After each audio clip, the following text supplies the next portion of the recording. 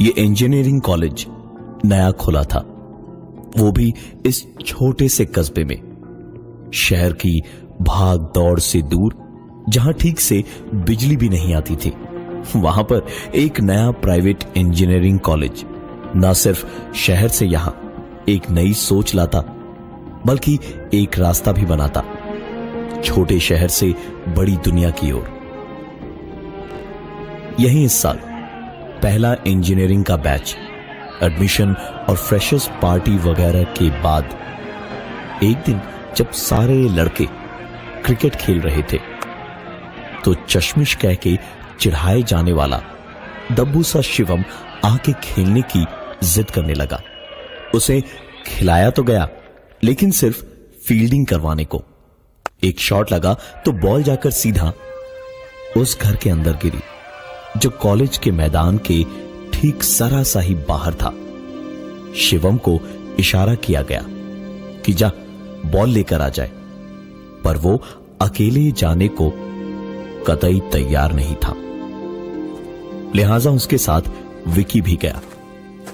दोनों ने पहले बाहर ही गेंद ढूंढी, लेकिन वहां मिली नहीं तो अंदर गए। अंदर घुस के उन्होंने खुद को एक बड़े से कमरे में पाया जो बाहर की चिलचिलाती धूप और भयानक गर्मी में भी बेहद सुकून देने जैसा ठंडा था। विकी ने इधर उधर बॉल को ढूंढा और ढूंढते हुए ऐसे ही एक धुन सीटी की बजाई।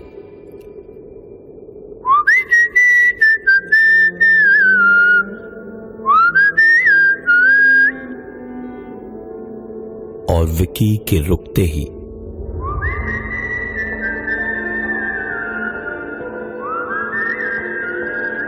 विकी ने सुनते ही शिवम से कहा, ए चश्मिश, तूने सुना? शिवम ने पलट के पूछा, क्या? विकी ने फिर सीटी बजाई।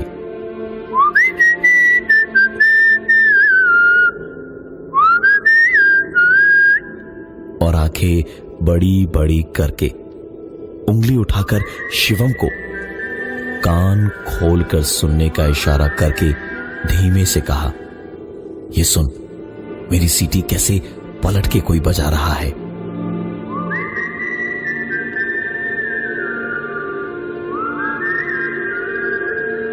सीटी एक बार फिर गूंजी और विकी ने शिवम से कहा, मैंने इस मकान के बारे में सुना है कि यहां काफी साल पहले एक ऐसी औरत रहती थी जिसका उसके पति को मारने के बाद यह मकान उससे छीन लिया गया था, और जब उसके 18 साल के बेटे को उसकी आंखों के सामने मार दिया गया तो उसने इसी मकान में आत्महत्या करके कहा कि वो हमेशा यहीं रहेगी अपने बेटे के साथ। शिवम ने विक्की की पूरी कहानी सुनी और फिर हंसते हुए कहने लगा, अरे विक्की भैया, आप भूत प्रेतों की कहानी बहुत गजब बनाते हैं। बॉल ढूंढिए, वरना लड़के हम लोगों को भूत बना देंगे बाहर। शिवम की बात खत्म भी नहीं हुई थी कि एक आवाज दोनों ने सुनी।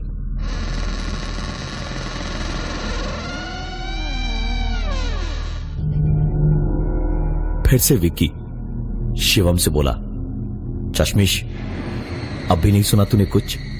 उस कमरे से आवाज आती हुई सुनी कि नहीं?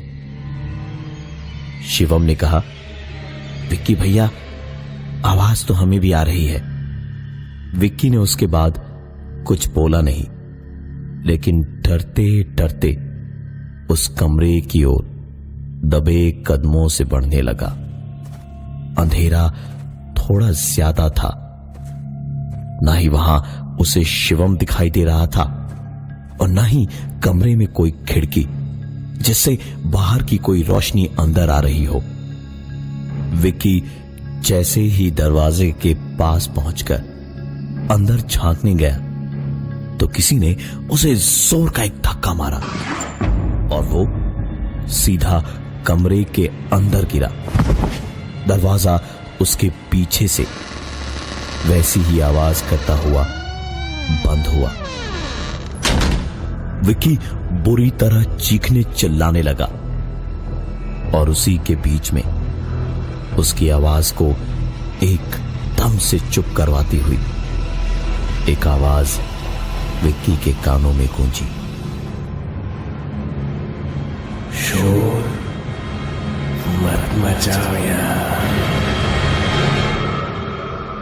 विक्की तुरंत चुप हो गया और उसने शिवम से कहा, अबे तूने कुछ सुना?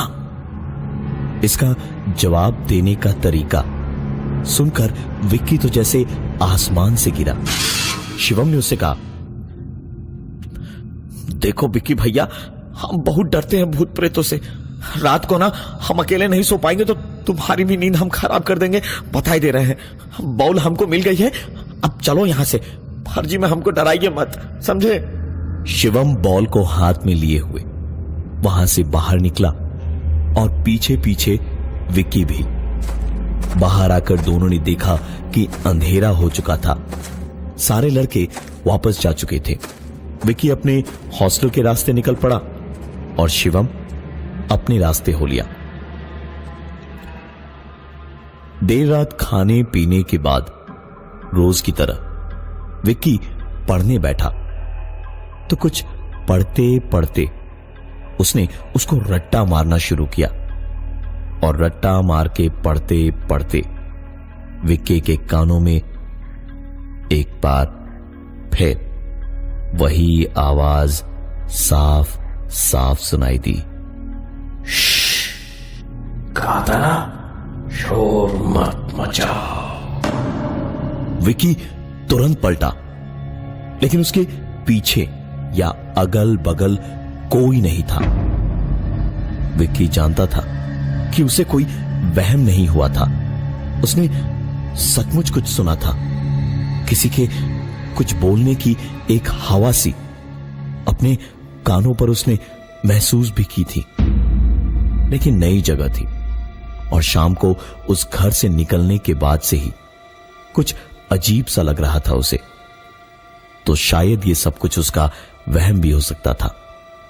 वापस पलटकर जब किताब की ओर देखा तो एक लाइन उस नई किताब जिसमें कहीं कोई दाग नहीं था अंडरलाइन की हुई थी और उस लाइन में लिखा था, it is gravity because of which anything that goes up comes down. Vicky थोड़ा गुस्साया और काफी चिढ़ा हुआ था। नींद आ नहीं रही थी उसे। उसने सामने पड़ी हुई बॉल उठाई और उछालने लगा। बॉल ऊपर उछाली और ग्रेविटी वाली बात बोलते हुए वापस कैच करके हंसने लगा। It is gravity because of which anything that goes up comes down. उसने फिर बॉल उछाली और कैच किया। फिर से बॉल उछाली, लेकिन इस बार बॉल वापस नीचे नहीं आई। विक्की ने इधर उधर देखा, बॉल कहीं नहीं दिखी। विक्की झुक करके नीचे बॉल ढूंढ ही रहा था जब एक बार फिर उसके कानों के पास वही आवाज आई, शोर हो रहा है, खेलो मत यहां। विक्की की रगों में दौड़ता खून बर्फ सा बन गया था। वो चादर सर तक ओढ़कर मुंह ढककर चुपचाप लेट गया और चादर के अंदर सिर्फ उसकी सांसों की आवाज गूंज रही थी। लेकिन इन सांसों की आवाज के बीचों बीच एक आवाज और गूंजी। वो बॉल जो अभी तक नीचे नहीं गिरी थी, वो अब नीचे गिरी।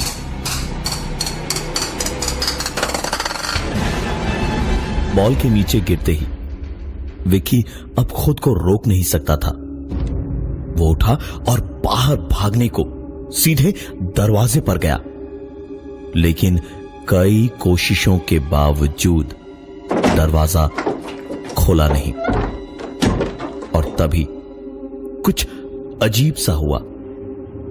विक्की का दिमाग, उसका शरीर उसके काबू में नहीं रहा। उसका पूरा बदन ठंडा सा पड़ गया। वो चाह कर भी खुद की मर्जी से अपनी आंखें भी इधर उधर हिला नहीं पा रहा था। विक्की जैसे किसी के इशारों पर किसी मशीन की तरह वापस पीछे पलटा और धीमे धीमे चलता हुआ चुपचाप अपने बिस्तर तक आकर लेट गया। आकर चादर ओढ़ के एक बार फिर सर तक खुद को ढक कर लेट गया और अब चादर के अंदर जैसे वापस होश में आया और चादर के अंदर सिर्फ सांसों और हल्की सी धड़कनों की आवाज ही सुनाई दे रही थी। ऐसे ही लेटे हुए विक्की ने उस अंधेरे कमरे में एक हल्की सी आवाज सुनी।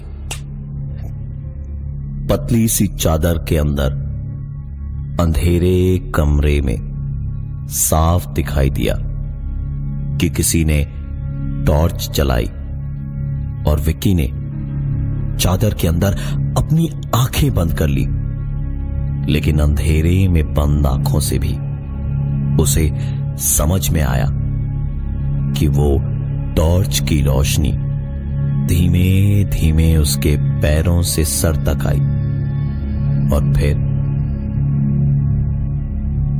कुछ देर वहीं रह के वापस पैरों तक चली गई।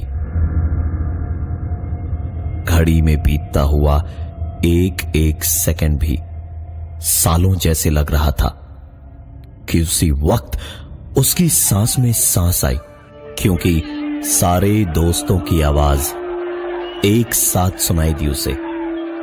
Happy birthday to you, happy birthday to you।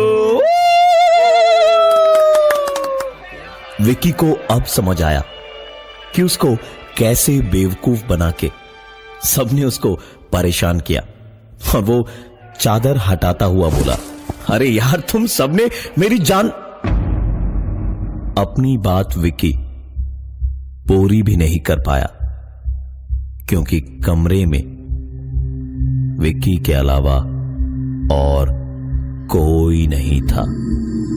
Vicky सब कुछ भूल कर उठा और अपने कमरे से बाहर भागा और इस बार दरवाजा एक झटके में खुल गया, लेकिन बाहर सारे दोस्त सचमुच खड़े थे, लेकिन सबके मुंह हैरत से खुले थे, क्योंकि दरवाजा अपने आप खुलता देखकर सबके सब हैरान थे।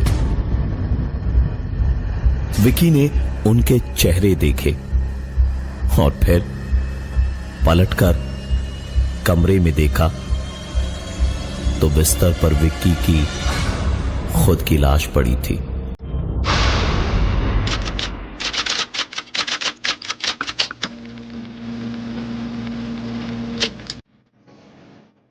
ये सब कुछ टाइप करके साहिल ने एक गहरी सांस ली और उसके बाद एक अंगड़ाई ली और इंजीनियरिंग कॉलेज शुरू होने के लगातार दूसरे साल में विक्की और उसके बाद शैलेश की मौत की कहानी लिखने के बाद सोचा कि अब यह रिपोर्ट जब सबके सामने आएगी तो तहलका तो मचेगा ही, लेकिन सवाल एक ही था जो उसे परेशान किए हुए था कि आखिरकार यह सब हुआ क्यों था उन दोनों के साथ। सिर्फ बॉल लेने उस घर में घुसे तो क्यों कोई भी आत्मा या कुछ और उन दोनों को मारेगा। दोनों जब बॉल लेने गए थे तो उनके साथ दोनों ही बारी शिवम था और उसी ने दोनों की ये पूरी कहानी साहिल को बताई थी। अब शिवम की बताई हुई सारी बातें वैसी की वैसी लिख तो दी, लेकिन कहीं ना कहीं कोई एक चीज थी जिसके लिए उसे अजीब लग रहा था कि कुछ शायद कहीं ना कहीं बाकी रह गया है। साहिल लेटे लेटे सोच ही रहा था जब लाइट्स ऑफ हो गई। कॉलेज गेस्ट हाउस के कमरे का पंखा धीमे धीमे चरमराता हुआ बंद हुआ और साहिल दरवाजा खोलने को बिस्तर से उठकर दरवाजे को खोलने की कोशिश करने लगा। दरवाजे की कुंडी ढूंढने को साहिल दरवाजे पर हाथ चलाने लगा, लेकिन उस पर कुंडी थी ही नहीं। और उसी वक्त एक आवाज ने साहिल के कानों में आकर धीरे से कहा, शोर मचाना ताकि मैं तुम्हारा शोर हमेशा के लिए बंद कर सकूं। साहिल तुरंत उछलकर सीधा बिस्तर पर चादर ओढ़कर खुद को उसमें समेटे वहीं पर लेट गया और उस अंधेरे में सन्नाटे को चीरती हुई एक आवाज हुई। एक टॉर्च ऑन हुई और उसकी रोशनी में किसी ने साहिल के सर से पैरों तक लाइट मारी और फिर पैरों से उसके सर तक। साहिल के कानों में एक और आवाज आई, उन दोनों ने मेरे घर में पैर रखा था और अब तुमने भी, तो अब तुम्हारी बारी है। विकास को ये बात सुनने के बाद अपनी जिंदगी के इन आखिरी पलों में सब कुछ समझ आ गया।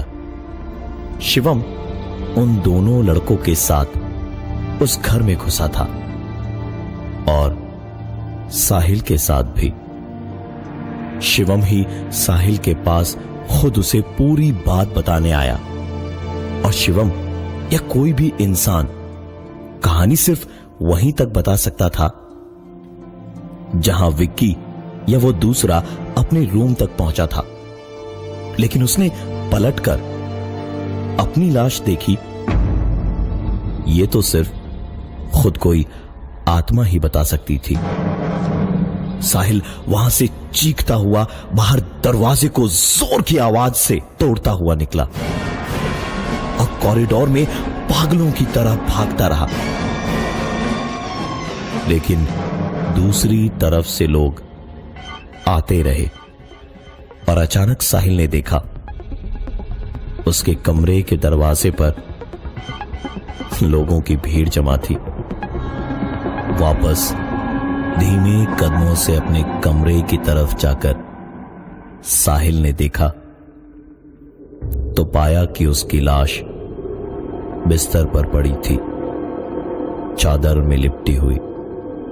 टाइपराइटर के कागज हवा में फड़फड़ा रहे थे और एक टॉर्च जमीन पर पड़ी इधर से उधर लुढ़क रही थी।